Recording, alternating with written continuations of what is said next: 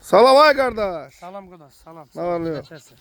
Nə heyvandır, nədir bu? Maşallah olsun, nəsə doğub. Doğur hə, heyvan doğur. Neçəsi doğub, bu nədir belə? Hava doğub bunlar. 30-a qədər doğub. Bunlar indi doğur. Bir gün doğub, elə mi? Bəli, bəli, bəli. Bunlar indi doğur. Gözəl, gözəl. Bax bu, bax. Heyvan da Bax bunlar nədir belə? 350 baş heyvandır.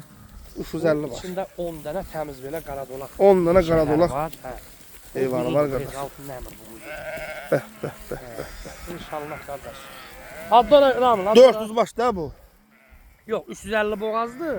Bu 380 qoyundur. Bir 30 dənəsi də doğur.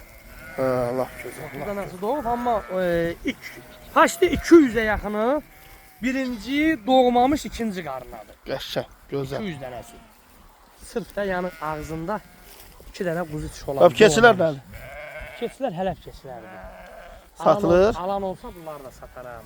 Gözəl, gözəl. Ha bu bozların hamısı birinci qarı. Hamısı Allah. qomralar hamısı doğulur.